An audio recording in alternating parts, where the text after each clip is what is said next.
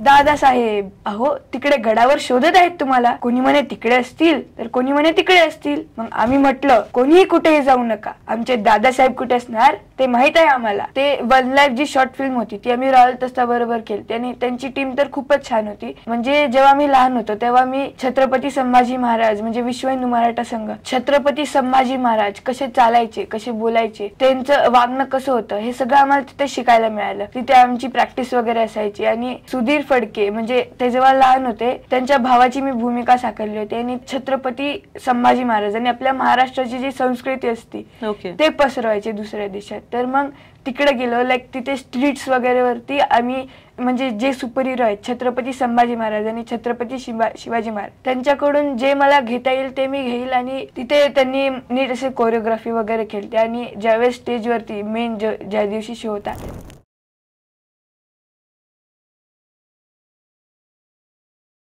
नमस्कार, MLA talk show मध्ये तुमचं मनापासून स्वागत आहे. फेसबुकवर सर्च करा MLA महाराष्ट्रीयन लेडीज असोसिएशन आणि लगेच जॉईन करा. आजच्या आपल्या भेटीला येत आहेत बहुपट्टीतील कलाकार.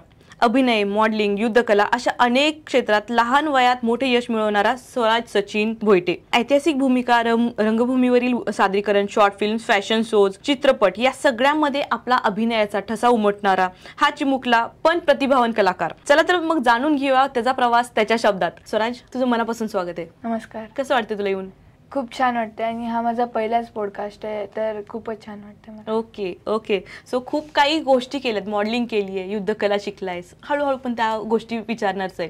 तर आत्ताचा जो रिसेंटली तू मूवी केलायस धर्मरक्षक महावीर छत्रपती महाराज, सो त्यामध्ये तू राजाराम महाराजांची भूमिका केलीस. त्यामधून काय शिकायला मिळालं आणि त्याची प्रिपरेशन तू कशी केलीस? मी या चित्रपटात छत्रपती राजाराम महाराजांची भूमिका केली आणि ती भूमिका करताना अशी खूप मोठी जबाबदारी होती आणि ती खूप मोठी भूमिका आहे, ते खूप मोठं व्यक्तिमत्व आहे.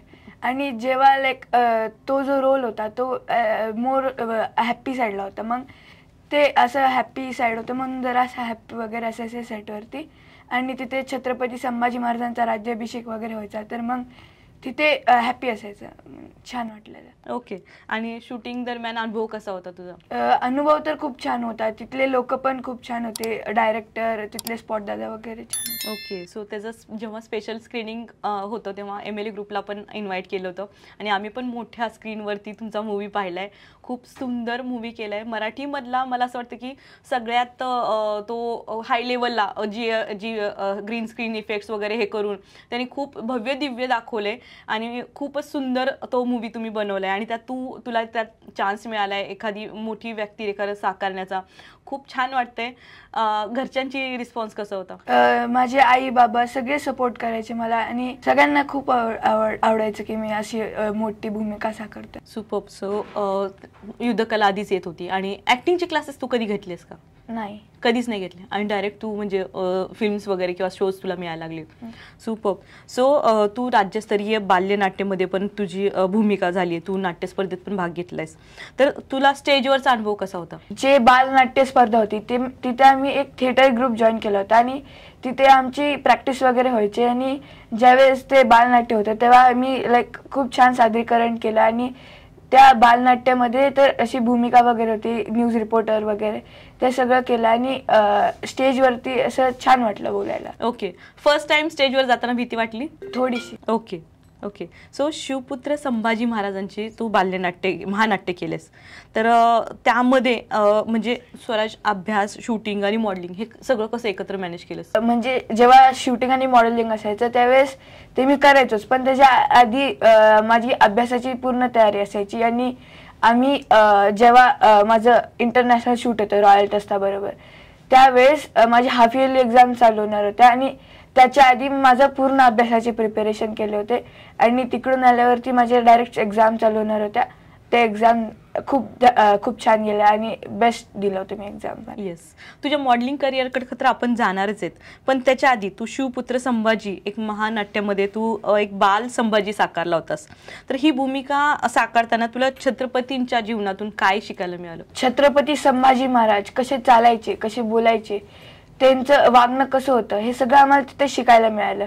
तिथे आमची प्रॅक्टिस वगैरे असायची आणि ते जे बालनाट्य होतं म्हणजे ते जे महानाट्य होतं त्यावेळेस ते महानाट्य जे डब्ड असतं ऑलरेडी आणि तिथे आम्हाला फक्त ऍक्टिंग करायची असते.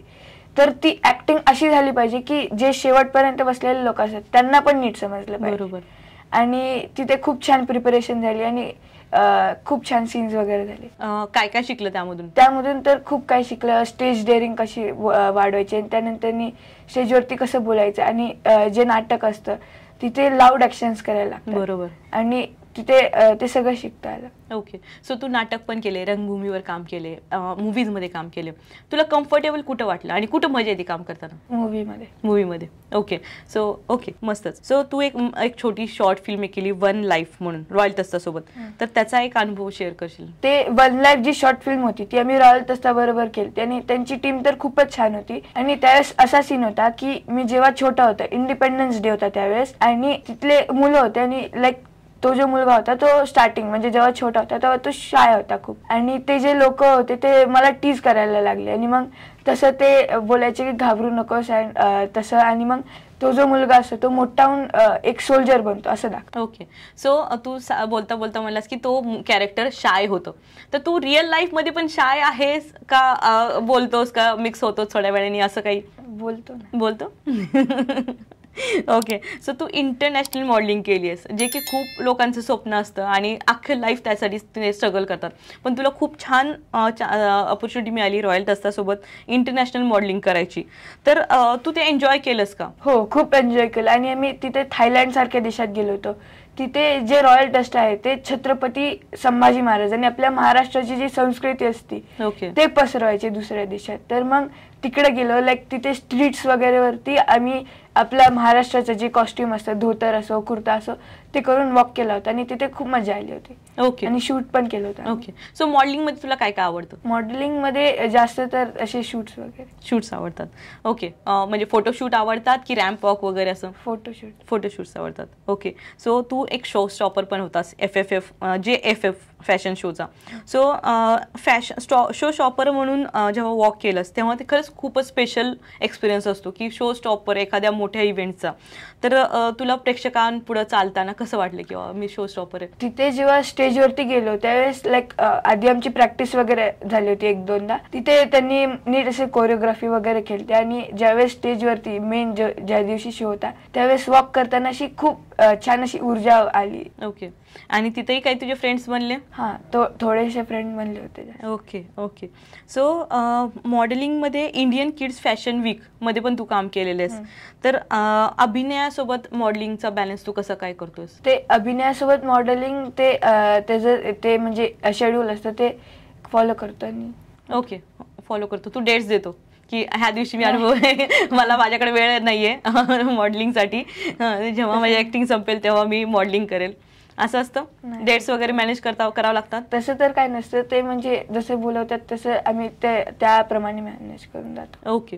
सो तू सुधीर फडके या चित्रपटामध्ये पण तुला एक पात्र मिळालं होतं, त्याबद्दल थोडंसं शेअर कर. सुधीर फडके म्हणजे ते जेव्हा लहान होते त्यांच्या भावाची मी भूमिका साकारली होती आणि त्या सीन मध्ये असे ते जेवण करत होते आणि त्यावेळेस जी आमची आई असते त्या सीन मध्ये ती बोलते की तू त्याचा अभ्यास घे आणि तसं ते बोलत असते की त्याचा अभ्यास घे, असं कर. मग तसंच त्यावेळेस त्या म्हणायच्या अभ्यास घे, मग आम्ही तसंच लाईक नेक्स्ट सीन मध्ये अभ्यास वगैरे तसा टाईप ऑफ. सो युद्ध कला जी तू शिकलीयस, लहानपणीपासून आवड होती का मूवीसाठी तू शिकलास ही गोष्ट? म्हणजे जेव्हा मी लहान होतो तेव्हा मी छत्रपती संभाजी महाराज म्हणजे विश्व हिंदू मराठा संघ ते नित्यपूजा ठेवायचे दर रविवारी. तर मग तिथे गेल्यावरती मला छत्रपती संभाजी महाराज, छत्रपती शिवाजी महाराज यांच्याबद्दल खूप काही कळालं आणि तिथूनच मला युद्ध कलाची आवड निर्माण झाली. ओके. सो भविष्यामध्ये इन फ्युचरमध्ये तुला कुठल्या भूमिका जास्त आवडतील, ऐतिहासिक का अशा सिरियस किंवा कॉमिक वगैरे? ऐतिहासिक, कारण छत्रपती संभाजी महाराज आणि छत्रपती शिवाजी महाराज हे म्हणजे सुपर हिरो आहेत आणि त्यांची भूमिका साकारायला मला खूपच आवडेल. ओके. सो लाईफमध्ये असं कोणी आयडल आहे की मला त्यांच्यासारखं व्हायचंय किंवा एखादा स्टार की मला त्याच्यासारखं व्हायचंय, असं काही? आयडल तर कोणी नाहीये, म्हणजे ऍक्टिंग त्या टाइप मध्ये म्हणजे जे सुपर हिरो आहेत छत्रपती संभाजी महाराज आणि छत्रपती शिवाजी महाराज त्यांच्याकडून जे मला घेता येईल ते मी घेईल आणि माझे जेवढं बेस्ट देऊ शकेल ते देईल. सुपर. सो मी हे सगळ्या आपल्या टीम मेंबर्सला आणि फॅमिलीला आणि यूट्यूब कम्युनिटीला मी सांगू इच्छिते की आत्तापर्यंत जेवढे इन्फ्लुएन्सर आले, स्टार्स आले, त्यांना कोणी ना कोणी आयडल होतं की नाही का मला ह्यांच्यासारखं व्हायचं आहे, कोणी मला शाहरुख खान सारखं, कोणाला अल्लू अर्जुन सारखं. पण असे खूप कमी लोक आहेत ज्यांना संभाजी महाराज आणि शिवाजी महाराज हे त्यांचे आयडल्स आहेत. आणि तेच मी स्वराजच्या चेहऱ्यावर पण दिसतंय की तीच जे गंभीरता आहे, तोच जो भावनाचं आहे, फिलिंग्स, ते सगळं ते तेज मला स्वराजच्या चेहऱ्यावर दिसते. मे बी तुझा आयडल संभाजी महाराज असतील, त्यामुळे तो तेज तुझ्यावर आलेला आहे.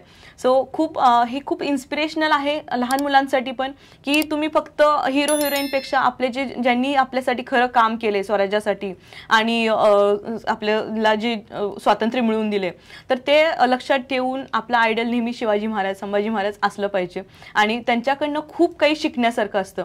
सो आज स्वराज खूप मोठी तुम्हाला संदेश देऊन चाललाय की हिरो हिरोईन तर आहेत, ते फिल्मपुरते असतात, ह्यासाठी असतात, पण आपले जे आयडल असले पाहिजेत ते संभाजी महाराज आणि शिवाजी महाराज असले पाहिजेत. सो आता तुझ्या एवढ्या कारकिर्दीमध्ये तुला तुझ्या आवडीचा कुठला डायलॉग आहे? आवडीचा डायलॉग शिवपुत्र संभाजी या महानाट्यातला. ओके, एखादा डायलॉग बोलशील? आता धर्मरक्षक महावीर छत्रपती प्लीज. त्यातला डायलॉग बोलतो. म्हणजे त्यात जे महाराज आहेत त्यांच्या मध्ये डायलॉग आहेत. हो प्लीज प्लीज. दादासाहेब, अहो तिकडे गडावर शोधत आहेत तुम्हाला. कोणी म्हणे तिकडे असतील, तर कोणी म्हणे तिकडे असतील. मग आम्ही म्हटलं कोणीही कुठेही जाऊ नका, आमचे दादासाहेब कुठे असणार ते माहित आहे आम्हाला. मग काय, थोरले बंधू तर वडिलांसारखेच असतात ना. मग जी वाट तुम्हाला वडिलांकडे घेऊन आली तीच वाट आम्हाला इकडे घेऊन आली. असे म्हणजे 3 डायलॉग्स होते, ते मध्ये कट्स होते. हो, खूप सुंदर. हा तो डायलॉग आहे जेव्हा ते राज्याभिषेकच्या आदल्या दिवशी शिवाजी महाराजांच्या तिथं थांबलेले असतात आणि रडत असतात की तुमचं पद मला उद्या सांभाळायचंय, आणि तेव्हा तुम्ही ते शोधत येतात त्यांना, राईट? तो आहे ना. म्हणजे त्यावेळेस काय झालं होतं की सगळे छत्रपती संभाजी महाराजांना शोधत होते. हो. आणि त्यावेळेस छत्रपती राजाराम महाराज असे होते, म्हणजे ते त्या चित्रपटात बंधुप्रेम कसं असावं ते दाखवलं. आणि छत्रपती राजाराम महाराजांनाच माहिती होतं की ते कुठे असणार. त्यांनी बोललं की आम्ही आणतो आमच्या दादासाहेबांना. ते तिकडे गेले महाराजांचे जे स्मारक होते तिथे गेले, आणि समाधी होती तिथे गेले आणि महाराजांना घेऊन आले. बरोबर. आणि ते तुम्हाला उचलून घेऊन येतात की आपले लहान बंधू म्हणून. सो खूप सुंदर तो सीन आहे आणि तो खूप सुंदर तुम्ही साकारलाय. जर तुम्ही धर्मरक्षक पाहिला नसेल तर तो परत एकदा पहा, स्वराजसाठी आणि पूर्ण स्टारकास्टसाठी. सो जेव्हा हे सगळं चालू होतं तेव्हा असं तुला कधी फॅन मुवमेंट वाटली का रे, की तू चाललाय आणि हा स्वराज आला त्याच्यासोबत फोटो काढा, सैन घ्या, असं कधी फॅन मुवमेंट पहिल्यांदा अनुभव केली का? ते आता शिवजयंती होती त्यावेळेस राहटणीला हे होतं, शिवजयंतीचा मोठा शो होता, तिथे जरा वाटलं छान. स्वराज, तू आज इथं आलायस आणि एवढ्या छान गप्पा मारल्यास, एवढे छान किस्से शेअर केलेत आमच्यासोबत. सो मनापासून धन्यवाद. आणि तुझ्या पुढच्या भविष्याच्या वाटचालीसाठी पण तुला खूप साऱ्या शुभेच्छा. तुझे नवीन मोठे मूवीज आल्यानंतर आम्ही तुम्हाला परत एकदा इन्व्हाइट करू त्या मूवीच्या प्रमोशनसाठी. So thank you so much Swaraj. Thank you.